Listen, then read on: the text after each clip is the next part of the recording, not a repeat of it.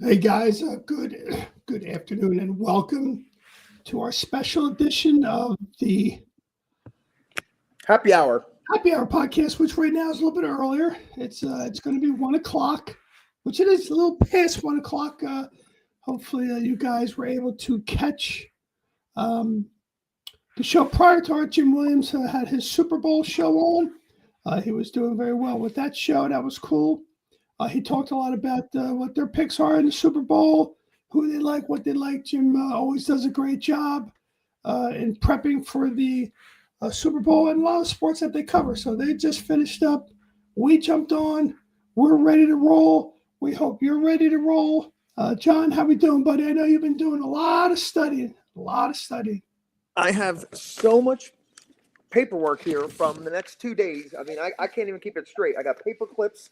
I got notes. I got to write. Is it Friday? Is it Saturday? What day are we talking about here? I mean, you got 2 good days of racing today with finally Aqueduct getting to run this week and the Wither Stakes for the 3-year-olds. And then we got the Coast to Coast, which is Santa Anita and Gulfstream later today. And they have a big carryover in the Sunset 6, which is the last 3 at Gulfstream, the last 3 at Santa Anita, $1 pick 6 carryover, which is nice today. And then tomorrow, you got the great cards from Oaklawn, another fun-filled good card. And then we'll cover some the 3-year-old races tomorrow. We'll cover the Derby Trail. So we got like 4 races to cover tomorrow for sure. And whatever else we want to mix in, maybe a best bet somewhere along the way. But tomorrow's show, 12:30, tune in for that. But today we got to get rolling because we got a lot of information for today's races. And the Oaklawn Pick 5 starts at 3 o'clock Central Time. So what is that, 4 o'clock Eastern here? 4 o'clock Eastern Time, yeah. So, yeah, we got a lot of information to go over. Just to give you a heads up of what the Derby and the Oaks prep races are going on between Friday, Saturday, Sunday, then the Super Bowl Sunday. Woohoo! What a weekend it's going to be. Today, we'll talk a little bit about the Withers, which is at Aqueduct this afternoon. They have already canceled the racing at Aqueduct for tomorrow and Sunday because of the frigid cold weather that's to come. It's pretty cold out there today, right now. But tomorrow and Saturday is supposed to be brutal. So the Withers is later on this afternoon, a Kentucky Derby prep race at Aqueduct. The Southwest is at Oaklawn. We'll cover that in our late pick 5. There's also the Martha Washington at Oaklawn, which is a Kentucky Oaks prep race. We'll talk a little bit about that. I'll talk a little bit about that. It's a Derby Oaks prep race. That's later on today tomorrow. Saturday, another full day, 3 races. The Sam F. Davis at Tampa Bay, a Kentucky Derby prep race. The Robert Lewis at Santa Anita, the Kentucky Derby prep race. And the Suncoast race at Tampa, which is an Oaks prep. That is on Saturday. We'll touch base on some of those races. And on Sunday, there is a race at Santa Anita, which is an Oaks prep race. So you got plenty of races to check out, John, if you're so inclined, as John apparently seems to be, just has papers everywhere on the races. But you said you're really interested in the Suncoast. What are those 2 picks? What are they called? The Suncoast and the... Yeah, they offered on the weekends. They tie in the 2 coasts, East Coast, Florida, West Coast, Santa Anita, California. And it's the last 3 races each day. It's $1 minimum, which makes it very tough. And, that $1 minimum separates the men from the boys. It's no 20-cent jackpot pick 6. So we're going to have to, crack some eggs, as they say. I know you're not a big fan of that 20-cent jackpot pick 6. I know that. No, I love the dollar wager. Derby City has a 20 cent. They all got a Derby City. I mean, Gulfstream has probably the most famous one that made the Rainbow Pick 6. I think they're all getting in there, but you're right. The dollar pick 6 separates the men from the boys. But it's also, if I'm not mistaken, maybe you can comment on this, John, before we talk about the Withers. Is it also like the CAW, the computer system wagering, not eligible for those 2, or is that not true? Which wager were you talking about? The CAW is not eligible for the 2 races you just talked about, the Sunset. Yeah, they could play them, but they don't really have an advantage like on the pick 6 because they're using algorithms race to race. They see the will pays, the probables. So they might have an edge on the first two races because they could see the will pays and the probables going in. But after that, their algorithms are not the same. They don't, work as well. So their advantage is more on like individual race to race, not yes. not a horizontal type ranger. No, they're more vertical, and they can, that's why they crush the exactas that should pay way more. The win price goes down. And it was funny because yesterday, Aqueduct, the first race, something really weird went on with the CAWs. Yesterday? Okay. Yesterday, there was a horse that maybe should have been about 4-1, and the 6-5 morning favorite wound up going off 4-1, winning the race. The horse that somebody put 120,000 to win on the 2 horse, I think it was. He went off 1-5. I read about this, yeah. He went off 1-5. Should have been nowhere near under 5-1. Then they bet 40,000 and 60,000 on 2 different horses, which jacked up the price of the 6-5 favorite who won easily. So what they're saying is offshore account, they probably hammered it offshore since it's not parimutuel. They didn't, hurt the price, and they get probably 25,000 back in rebates on this end. Yeah, that's where their advantage in the rebates. So they manipulated the system, took advantage of the 6-5 favorite, made him 4-1, and they took advantage offshore where they weren't going to hurt the odds and probably bet 100,000 on him offshore. And they, with all the stuff that they probably showed a $50,000 to $75,000 net profit on a horse that should have been 3-5.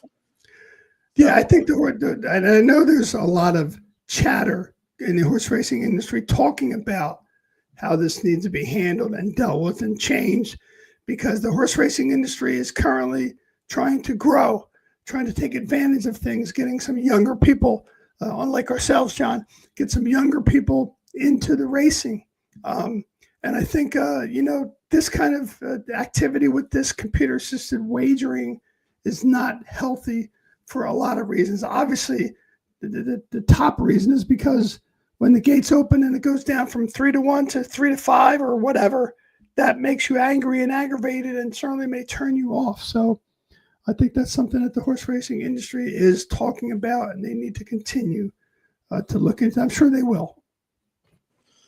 Okay, so John, why don't you, with your smooth, mellow-like voice, go ahead and give us our sponsors before we jump into the Withers.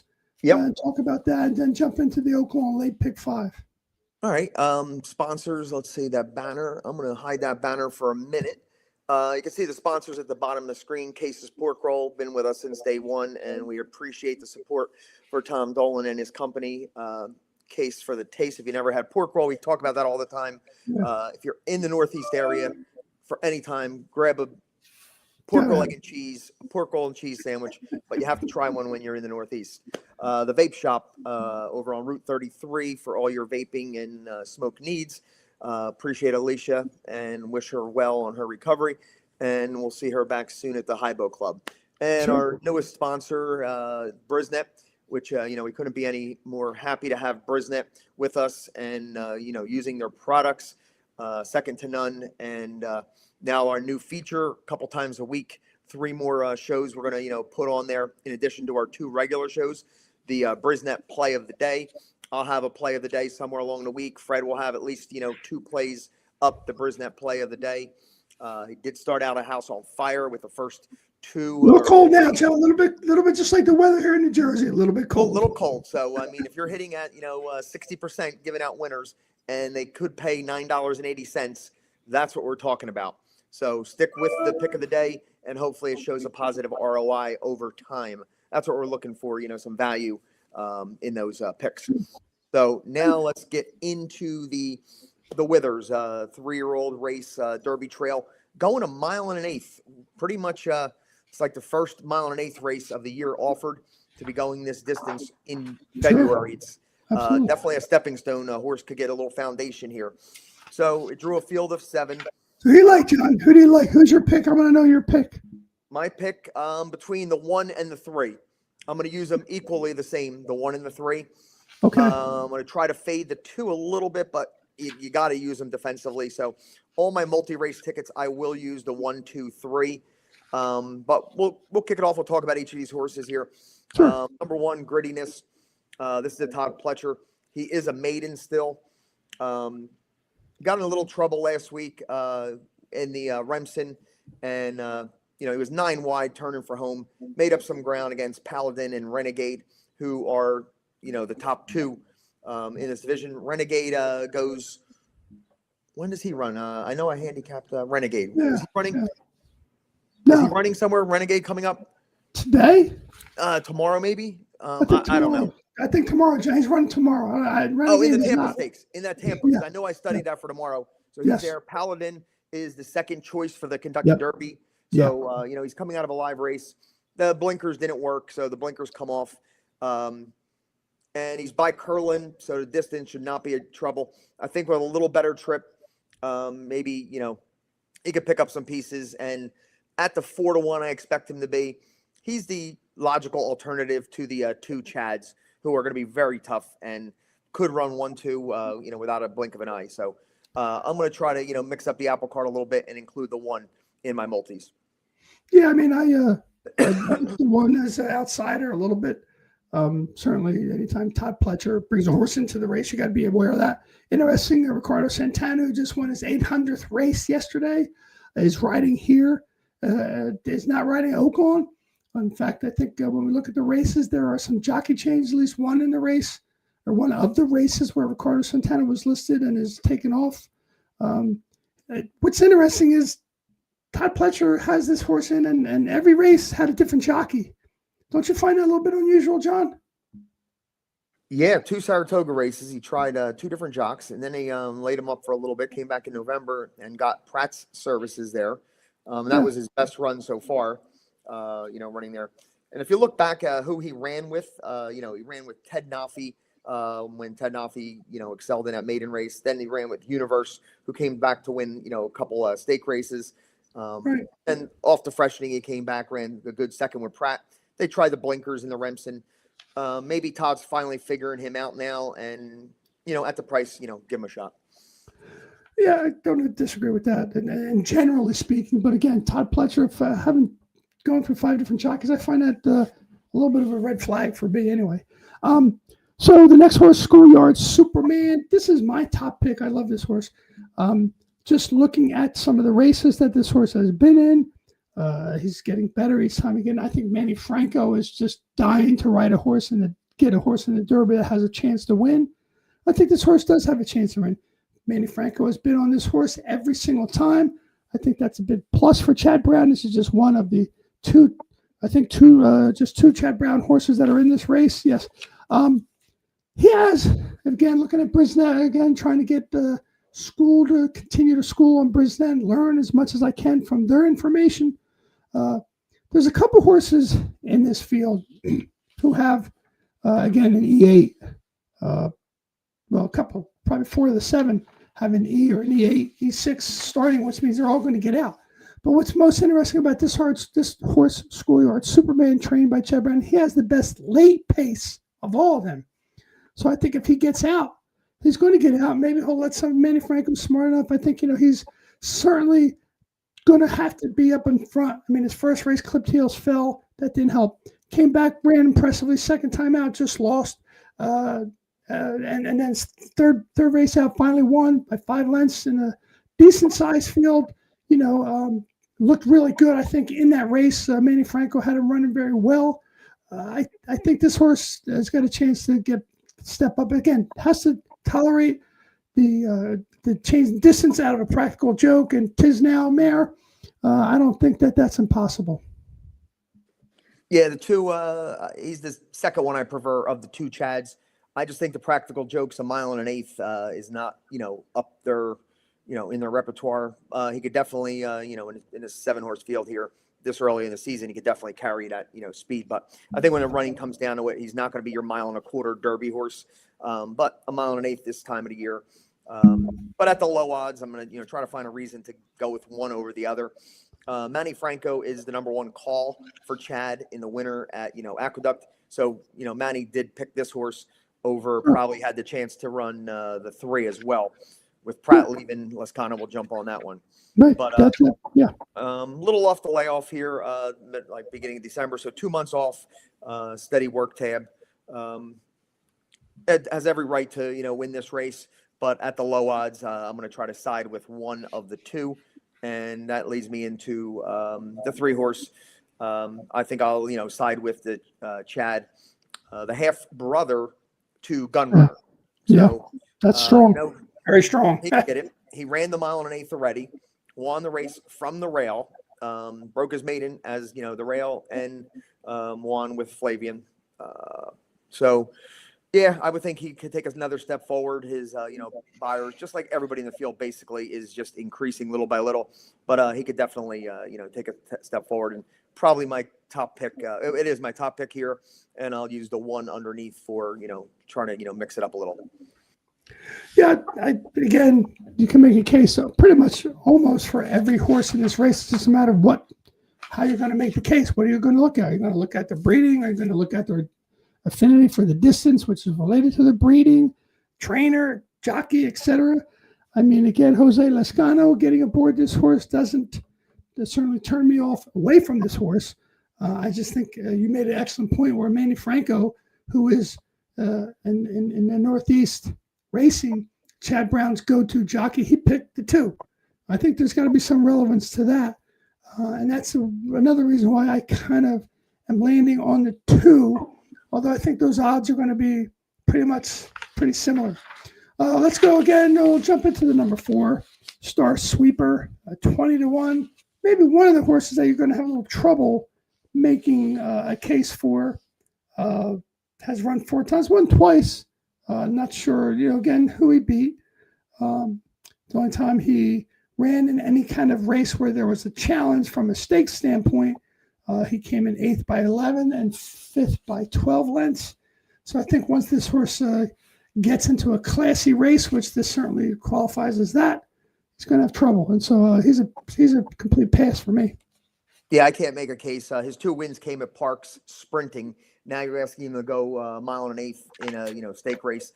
2 times he stepped out, like you said. He just not this level. So Lou Linder's horse, I would take a pass on him now. Number 5, interesting here. Myalata, for all you Eagle fans out there. Cash's King, homebred, bred it to their horse Maximus Mischief. So lit it up at Parks. 5 starts there. Finally got it together in the 3rd start. Then basically 3-horse race. Really can't count that. He wins by 19 lengths. His speed figures are comparable in the Pennsylvania Nursery Stakes, but now you're asking him to go 1 1/8, stretching out. First time. Actually, no. That the mile race at Parks is a 2-turn race, so he broke his maiden at 2 turns. Okay. Shows that he has to be, near the lead. A couple of them in here do. That's why, I'm going with the 3. Can rate off that, speed a little bit and then, make that run. So Militia's an interesting one, shipping in for Butch Reed from Parks. He could definitely do it. Butch is capable. I've seen him ship into these stake races and do well. Michael Sanchez is coming for the ride. One at the lower odds, probably 5-6-1 that, I'm going to try to beat. I think Michael Sanchez and Robert Reed are both chomping at the bit to get a horse in the Derby. As far as I recall, I do not think Butch has had a horse. No Derby starters. He's a Breeders' Cup winner. He won a Breeders' Cup race. I saw that. He won a Breeders' Cup. But certainly no Derby. No question. I think they have their eye on the Derby. Interestingly enough, again, giving some credit to our sponsor, one of our sponsors, BRISnet. This horse is number 1 prime power +9. I mean, that's a lot to give a horse a number 1 prime power in a field like this and a +9 rating. I've looked at prime powers in other horses, John, or other races, and, there may be a point difference between the top 6 horses. No big deal. You get a race like this, especially this caliber horses, and a horse is given a number 1 prime power. I think, you might be right. He broke his maiden at a 1-turn mile at Parks. I think this horse I'm not overlooking this horse. I think I'm going to look at the odds if this horse is anywhere above 5-1, which he's likely to be, because I think the trainers that are in here are going to get a lot more play. You're talking about Todd Pletcher and Chad Brown. You get those names in here. I think those are going to get, and rightfully so, get some play. But I like this horse, and I think this horse, and I'm not an Eagles fan at all. Trust me, okay? Mm-hmm. Not an Eagles fan. It has nothing to do with the Eagles. I just want the people who are watching this to know it has nothing to do with the Eagles. I just think Michael Sanchez and Robert Reed are primed, and I think they got a good chance with this horse. So the next horse, number 6, Talk to Me Jimmy, trained by former jockey Rudy Rodriguez. Again, perhaps a little tough to make a case for this horse. Manny Franco did ride this horse 2 times. Clearly, wasn't going to be the jockey named Ruben Silvera. Good jockey at Parks, if I'm not mistaken. You might be able to comment on that more than I can, John. But I think this horse is up against it. Just broke the maiden at 2 turns at Aqueduct. So certainly gives this horse one turn mile. One turn. Aqueduct was 1 turn. Sorry, Parks. Parks is 2 turns. Aqueduct to 1 turn. So trying 2 turns for the first time. Not sure it's going to be right. 12-1 is the morning line. It's definitely probably going to go up. Yeah, probably go up some. Series of good works. A second of 131 works the other day. Oh, yeah. A couple of bullets down the road in December. Sure. And New York bred, stepping up against Open Company, first time 2 turns. He's going to have to prove it to me. It's just his running style. I mean, maybe if he was like a come from behinder, I could see the race falling apart and him running, but he's going to be forwardly placed there, and he'll be in the mix. I don't see him emerging out of a pack with evenly matched horses near the front end. No. That brings us to the 7, who I did find a little bit of interest in. Started out in a stake race at Saratoga to start. It was only a 4-horse race. He got lucky there, finished second. And then he ran into Bravaro twice, who just last weekend was in that race. That was against your horse, Fred, nearly. Bravaro looked him in the eye around the turn and nearly shook him off. And Bravaro ran a very nice second. So, and that's your Derby horse. Yeah. And he ran with Bravaro. It's one that, you probably have to include somewhere, at least, if not underneath. But he's more of a pace factor. He's going to be up there no matter what post he's had. He had the 2-hole his whole life. Even from the outside, he gets forwardly placed. So he could be another one. The 6 and 7 could be out there, causing a little havoc. But I can't see really any of them with their running style sticking around and, outrunning the 2 and the 3, at the end. So, this state bred, interesting to see, him go forward. But, just as the way the pace set up. But he is on the outside. He can maybe stalk and work out a better trip there. But, one that I'm probably not going to be using much of. Yeah, I think he clearly is an under horse. Use if you're going to play some exotics. This horse may certainly probably going to go up from 6-1. I like the post. The post gives him some options that he could look into trying to make a decision on what to do. Certainly, we know he's going to gun it from that post to get into the lead. Probably going to take a little out of his tank to do that. Interesting. This horse is second prime power. I think this horse is all pretty much related, but I don't ignore that prime power at all, especially when it's +9, which is why, again, I felt a little bit more towards the horse that is my top pick, which is the 5, Malata, and it has nothing to do with the Eagles. 4th and 1 may have something to do with the Eagles too. If you're an Eagles fan, they went for a lot on 4th and 1, didn't work out. So I don't think didn't work out for the Eagles. Probably not going to work out for this horse either. But this race, this is one of the Derby prep races. Goes off at 4:20 at the Aqueduct this afternoon. So we'll keep around now. We'll go quickly to a Oaks race, which is at Oakland today at 3:00. It is the Martha Washington. There's a nice field of 8 horses in here. I didn't check the scratches on this race. I'm leaning towards the number 3 horse, Search Party, trained by Mark Cassie. This horse is certainly very versed at the distance of 1.16 miles. I think ridden by Torres, who is a good jockey up at Oakland. He's got some good, horses that in this field. You got Hit Parade, Counting Stars, some good horses in this race to go with. I'm just taking a look at the five. I'm sorry, at the 3 Search Party, trained by Mark Cassidy, who's very high. Has another horse in here, Gowning Stars. They're both rated number 1 and number 2 in the prime power. That could be an exacta that you might see in this race. Again, it's a Derby. I'm sorry, an Oaks prep race, so horses are likely to step up and play in this. But this horse has clearly an affinity for this distance, a mile and 16th, has run it 3 times. Each time she's run, has gotten a little better. The speed figure numbers have gone up from 65 to 72 to 81. So I think there's another forward move left for this horse. The other horse that always scares me, anytime I see these two together, leave them off at your own peril. That's the number 4 Spitfire, 15-1. Last time, I don't know why, went on turf. Maybe because trainer Kenneth McPeak goes turf to dirt. He wins quite a bit at 20%. Does it a lot, does it about 60 times. That's the only reason I can see why they put this horse on turf. And now he's back on, or she's back on dirt again. I think it's a little bit overmatched. The horses that she's running against are a little bit higher quality. But, Kenneth McPeak, Brian Hernandez together, John, they always give me a little pause, especially at 15-1. So that's kind of a quick breakdown of that race, John. Yeah, I basically just quickly glanced over it. I didn't print it out, so I didn't do my deep dive. But what I did see was the horses you mentioned there. I think it's one of the favorites, the 3 of them, pretty evenly matched. It's the 3, 5, and 6. You got 2 Cassies and a Brad Cox. So it'd be one of those 3 on the win end for me, but I didn't really do a deep dive, so I don't have too much of a pick there. Okay. Well, it's another prep race for the Oaks, so we'll keep an eye on that to run later today at 3:00 at Oaklawn. Let's get into our big pick 5 here, John. The late pick 5 at Oaklawn Park. A lot of good races here, a lot of good choices. Why don't you start us off, John, with race 8?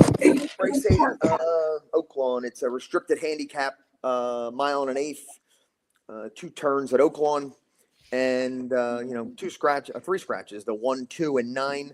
Probably not a factor in the outcome of the race. Those 3. So didn't really.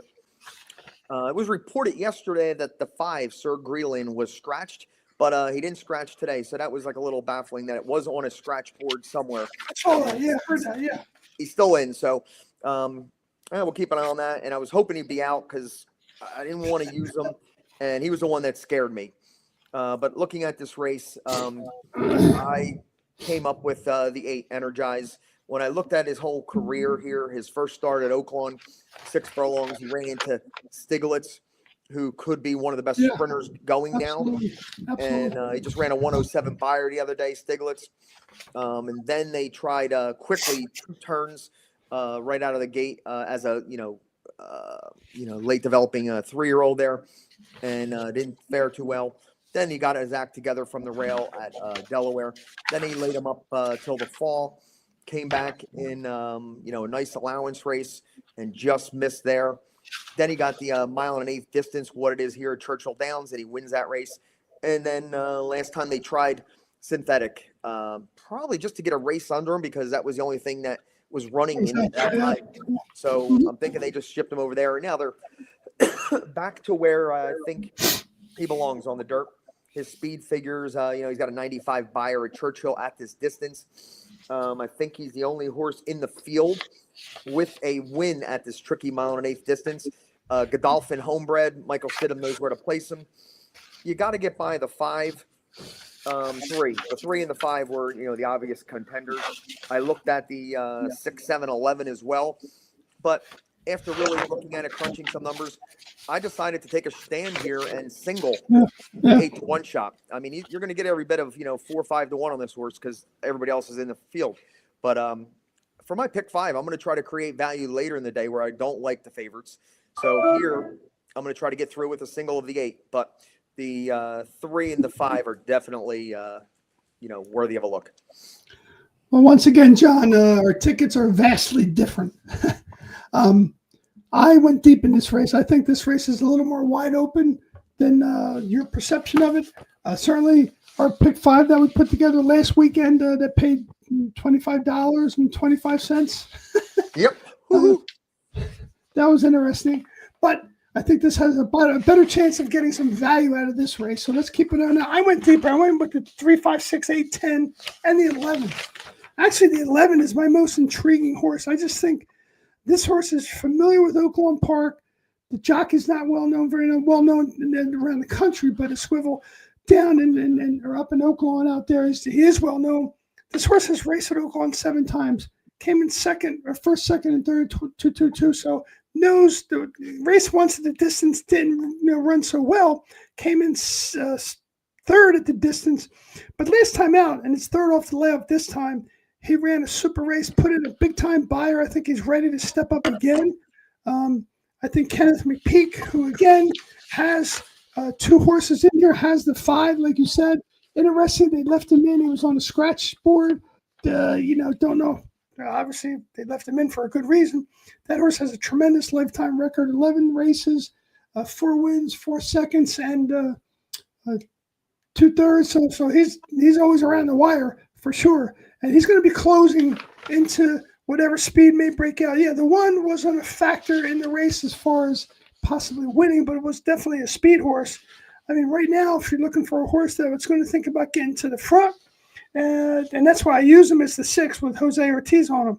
I think that horse it may have a good chance now that the 1 is scratched. I think he may get a kind of a lonely lead. And with Jose Ortiz, I mean, the first division's got some speed as well. He's not in the 11th hole anymore. He's in the 8th hole because of the 3 scratches. I think that helps.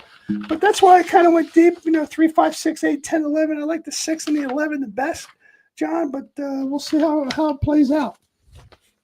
Yeah, there's different ways you can, approach this ticket here. So, Sure. If I didn't single the 8, I'd have to use all 5 of the horses that you used for sure. I really couldn't separate them. So I just thought, trying to create value later in the sequence, which, I like a lot of bombs. So I said, let me just try to get out of this race, because if I go deep here, then I'm eliminating a lot of my price horses later on in the day. So I'm going to try to get through with a cold daily double, moving into the 9th race now. Allowance non-winners of 1 other than. The obvious favorite, 8-5 morning line, probably going to be 4-5 come post time, and he's probably the most logical single in the whole entire sequence, anywhere. So again, another race. If I don't single the 5, you got to go 5 or 6 deep. So I decided to lean on him, try to get lucky and get through with the Cold's daily double. And then if I do, it opens up the floodgates to a potential bonanza for what could come, when I'm deep at all the other legs. So the 5, basically, we mentioned Stiglitz before. Stiglitz came out of that race, and he won his next race with a 107 buyer. So Stiglitz might be one of the best sprinters in the entire country. Absolutely. Hopefully challenging Bookham Dano this year. But keep an eye on Stiglitz moving forward. And this horse ran, second to him. Prior to that, he had his win and made him special weight. His speed figure, if he runs back to that, nobody comes close to that 92 buyer in this field. So I'm going to lean on Stiglitz being that good, this horse being second best to Stiglitz. Other ones that I could consider, obviously the 8 with Pratt is somebody you can consider. And I had question marks next to the 9 and 10 as possibilities, underneath. So the main danger, I would say, is Pratt on the 8, and the 9 and 10 would be, somebody I could use underneath. So, but I'm going to lean on the 5 as my single. Yeah, again, your points earlier about having, deciding where you want to take a stand. And you took a stand in the first 2 legs, like you said, a cold double. And obviously I like the 5 as well, because I singled the 5 in this race as well. Horse that does get my attention a little bit after the scratches is the 13 with Rafael Bejarano on him. That horse kind of is, again, broke his maiden last time out. So now he's stepping up in a little bit of a bigger class level, of course. But, he's not in the 13 slot anymore with the scratches. So he's clearly a little bit closer to the railings in the 11th hole with the 2 scratches. So that gives him a little bit of a chance. So, but I think the 5 runs just any kind of race that he's run before. Obviously he's run, 3 times, getting better each time. Jose Ortiz, I love when Jose Ortiz on a horse that's on the improve. He's ridden his horse before, ridden him twice before. until Rosario took over the last time at Oaklawn Park when he came in second. Maybe that's why Ortiz is back on the horse. But anyway, Steve Asmussen has this horse, I think, ready to run, John. So we both agree there. We're going single on the 5. All right, you kick us off on the number 10 race. Sure. 10th race is a nice race, a 6 furlong sprint, the Bugler overnight race for fillies and mares. I believe, if I'm looking at the card here, that there was one scratch, the 4 Hush and Honey, which I think was a lot of people like that horse. The 4 scratch, I think there was only one scratch, and it leaves us with a field of 10. I went a little bit deep in here. I went to 1, 5, 7, 8, 11. I kind of like the 1. I just think he's interesting on the rail. 15-1 morning line. He is number 1 prime power. Again, I know you get a little crazy when I say number 1 prime power all the time, but a 15-1 number 1 prime power, I'm not leaving that horse off the card, off the ticket, I should say. Bacon, Tina Bacon, the jockey, not been on this horse before. Again, Oaklawn jockey, wins at 36%. When, again, Tanner Tracy, the trainer, uses this horse, uses this jockey on this horse, wins at 36%. So that's a horse I don't mind using on a ticket to get some value.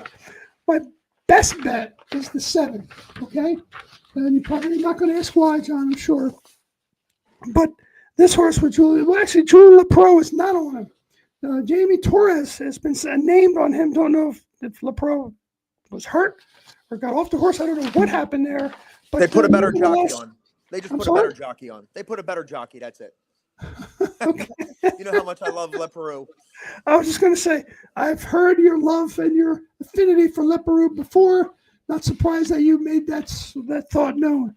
But I like the horse as a speed horse. I think, I don't know if there's a whole lot of other speed, in my opinion, that can get out with this horse to the extent that he has. The horse on the rail is not really a pure speed horse. He's got some speed, but not like this horse has speed to get out. I think this horse and he has a U.S. early time form pace, a figure of 129 that towers over anybody else in the field. I love seeing that. I mean, the 8 with Jose Ortiz, I think he knows that, has some speed.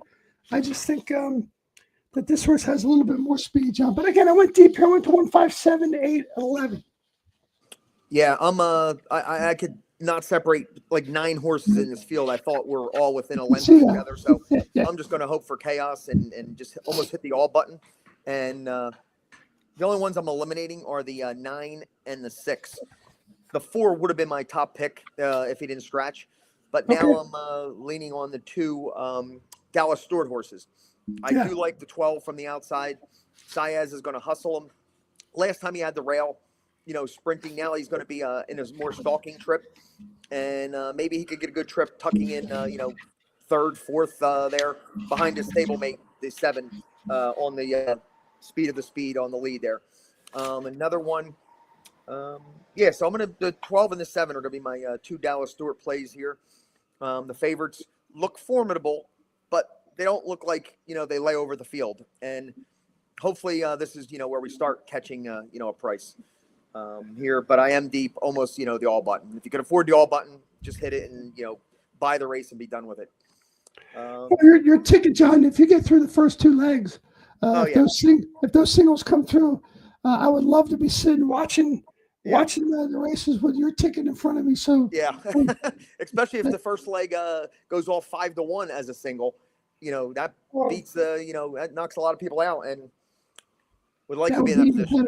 Better. That would be even better. All right. Okay, John, why don't you kick off the big race? The race that we're all here, the Southwest Stakes, was postponed last week, moved to today. So it's down to a field of, 12? I guess the 13 and 14 are in, so it's a field of 12 now. The scratch of litmus test. I'm kind of against the favorites here, and that's why I wanted to make sure I spread deep. The 2 is not my kind of horse. I've seen this act before. This flashy 6 furlong maiden breaker with a 99 buyer. Great series of works. Absolutely. I think he's more bred to be a sprinter. Now you're asking him to go a mile and a 16th from the 11 hole last time. Now he's moving inside. He's going to get pressure, from his outside. But he does look like to be, the speed of the speed for sure. But I just can't see him hanging around getting the mile and a 16th distance against this caliber of, stakes proven horses. So, and the Baffert horse, this is kind of like a forgotten one. I mean, it's not really like, the big name hype of what Baffert brings. I mean, so this one might be a little under the radar, and he's done nothing wrong. He broke his maiden, then he ran into Ted Nafi, and the last race at 7 furlongs, I don't know what, he at 50 cents on a dollar, he couldn't get by, so happy. So didn't have a great break. Didn't have a great break that race either. Oh, that's right. I did hear that, and really, that really messed them up. So that's one that I would definitely include. But I'm going to include the 6 Circle Tap. I think got an education, first time 2 turns, win over the track. Very slow early part of the race, and then they ran home, and he just ran by him like he should. At $2. Santana's not on that horse. Santana is on him? No, Santana's not on Cadrera. Oh, okay. Don't know who that is. That's another Dallas Stewart. Here I go again. I'm in a Dallas Stewart camp. And then the 7 Liberty National, we didn't like the gun runner, and we were 100% correct on that. But the more I went back and reviewed this horse's race, he really needed the race. He was going to enter, what was it? He was going to enter a sprint race leading into that race to get his, race under the belt. But the race didn't fill, so they opted for the gun runner. And they kind of knew they were, a little bit short in that race, even though he's $1.30 favorite.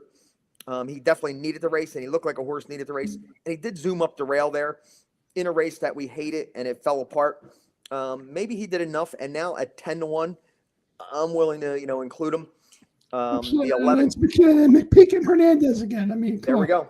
I mean, leave them out at your own peril, we always say. Absolutely. The 11 Silent Tactic, a horse, paid $500,000 for Mark Cassidy, John Oxley, ran with Strategic Risk last time. And he's 20-1. Strategic Risk may be the favorite. He's 9-2. And this horse was, 2 by 4 lengths, was way wide at the first turn and way wide on the second turn. So you give him a better trip, he hits the wire together with Strategic Risk. So I'm not going to, fall asleep on him. And Ortiz from the outside, I'm not going to, not include him. My original ticket was singling the 9, but the more I looked at it, I thought there was enough upside. And this race has proven that it's not a favorite race. So Strategic Risk is my top pick. Would have been a single, but I just see enough value in others to take a chance with here. Well, I am looking at the number 2 as my favorite pick of the day here. I figured it would be.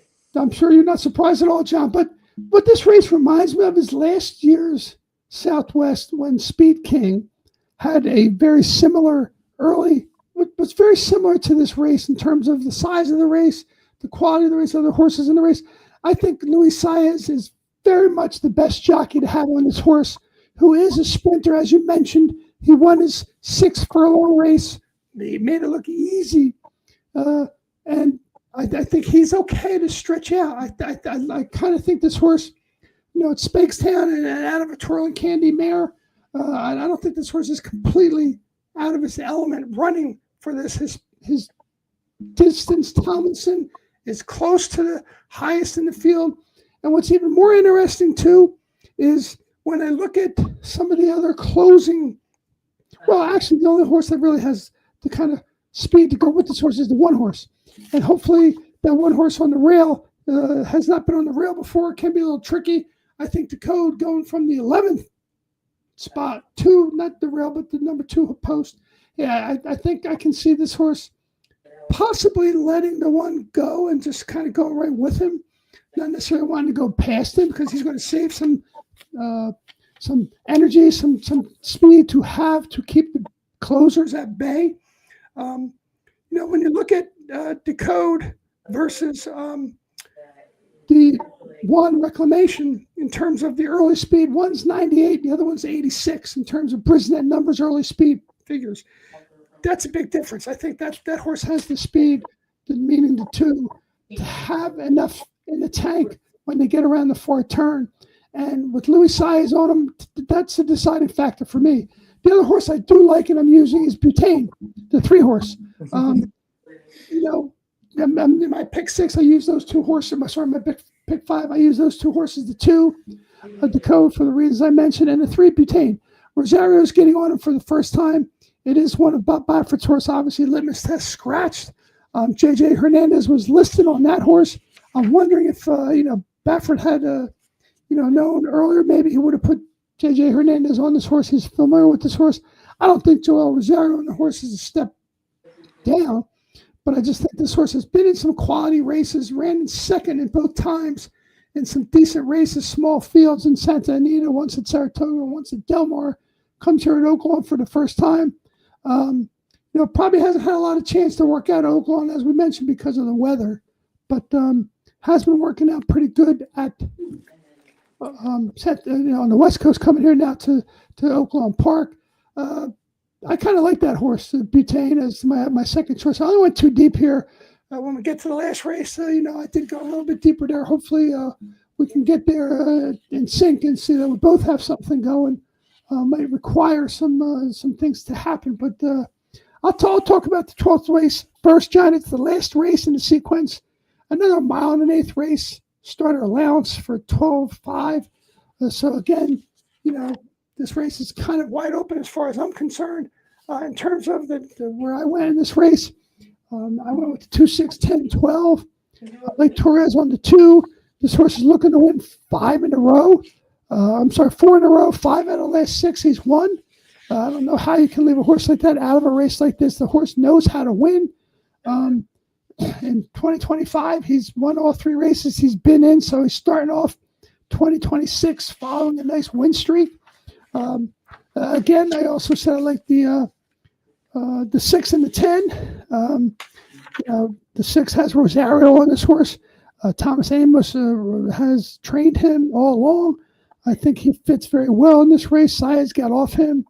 I don't know if that was just because Saez is on a different horse, but that doesn't bother me. Saez is on the 7. I didn't use the 7, but he's on that horse right now. Hasn't been on that horse either. So again, this race, it's a allowance race, 12,000, 12.5. So you're not looking at the same quality horses you had before.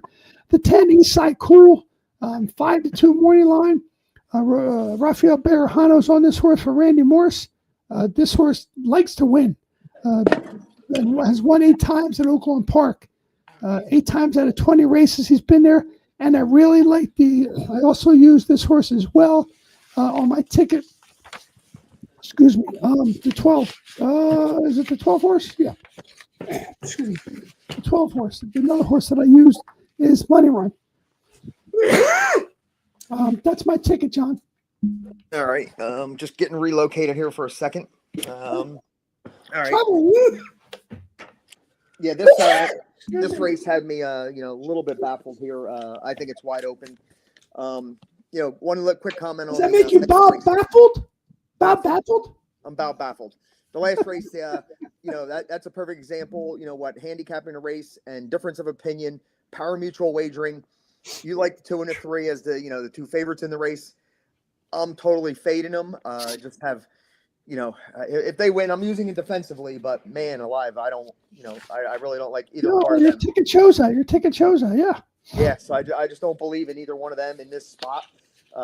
So that's what, makes the world go round, and that's why we gamble. All right, race 12 here. I do like the 2, like you mentioned. They're protecting the horse now. He's not in a claimer. But, he ran some good races at the end of last year, and then he comes in off the layoff. Yeah. And it was about a 10-month layoff, and they bring him back for 5,000. He wins, gets claimed, up to 10, wins, gets claimed. Yep. Now they're protecting him 3 out of 4, 5 out of his last 6 wins. Tough not to, include that horse. The 6th, My Noble Knight, who was a $1.90 favorite against the morning line favorite, Money Run. Now Money Run's got the 12 hole on the outside. And this horse was $1.90. It's one of my favorite systems, seeing horses matching up again. looking at the odds the last time they met, and now with a little different trip, maybe this horse turns the table, and you're going to get him at 5-1. And Money Run now, yeah, what was he last time?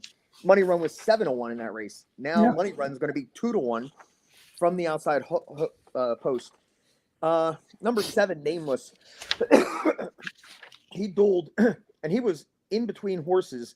Very uncomfortable spot. All the other speed at the end, quit. He just kept going in that spot at Del Mar, the mile, and the horse slingshotted around him and, wound up, beating him. But he did all the dirty work. He held on. So that race, I'm definitely going to, put a lot into. And then if you look back, 3 back at Del Mar, he ran against Money Run. He was even money against Money Run. So that's amazing. He was even money. So now you're getting him at 15-1. Luis Saez jumping on. So definitely one worth the price. The 10, 11, and 12, I couldn't figure out, what to do with them. All my own tickets, I got, question marks, 10, 11, 12. I don't think the 12 can, repeat that effort, again from the outside, getting the lead and, holding on. I just don't know what to do with the 10 or 11. They're both capable of winning this race. Depends on, how much budget you have. So on my ticket, I'm mainly going to be 2, 6, 7 is the main ones. But then I just had to pick up, one of the 3 horses on the outside to throw in there. And I put the 12 because as much as I don't like him to repeat that, he is the speed of the speed. Peter Miller, he could, get out there and turning for home. He's going to have the lead. And, I don't want to, get beat by that. So that's why I included him. But I could probably get away 3 deep on the ticket. So, well, I want to ask you about a horse in this field that we haven't talked about. I may add this horse to my pick 5 if I can afford it, depending on how things look as I get to the 13, ridden by Jordan, who is a jockey that not a lot of names know there. First time he raced at Oakland Park, put up an 86 Beyer speed figure at this distance with Vasquez on him. Was kind of bet down $2.80. But again, wide post. We talked about a wide post, but I mean, it won by 11 lengths. There was 12 horses in the race. And at that time, that horse had the rail. This horse was on the also eligible list, the number 13 horse. I know the jockey who's on that horse is not well known, but not a terrible jockey either. This horse came from Del Mar to Oaklawn last time out and won by 11 lengths against a big field and had the rail at the time. I didn't watch the replay of the race. Perhaps after we get done here, John, I may look at that horse because I find that horse a little interesting at 12-1, even though that horse is, as you said, wide. But boy, some horses come to Oakland Park, they don't like it. This horse came to Oakland Park, clearly likes it. I just think it's a big step up in company. I mean, that was a condition non-winners of 2 lifetime. So, I'm not going to put too much into non-winners of 2 claimer. Now he's. No, I just found it interesting. In now putting in against horses that have 7, 8, 9 wins. Excuse me. This is a big step up in class. You're going to get every bit at 12-1. He's going to get forgotten because he is also eligible out there that got in. He'll be forgotten. He'll be in the 20-1 range. And for sure. And he did run with Nameless, my horse, the 7 horse Nameless. He ran. And he was only 6-1, and he held himself pretty well there. So if he's only 4 lengths off of Nameless, he's 15-1. This one's going to be 20-1. I've seen worse, 12, 15-1 shots. Just a horse that I thought that caught my attention. I realized, that horse got in. Just some of the scratches. But so, okay, well, there's our tickets, John. I know you're going to get to work on some other activities that you're looking at, the Sunset Pick 6 and a couple other Pick 6s, the Coast to Coast Pick 6. I looked at those. Pretty interesting races there. Certainly, I guess that Martha Washington race will be going off at 3 o'clock. That'll be the first of the Derby and Watts Oak prep race that we talked about. Excuse me. So tomorrow, excuse me. God.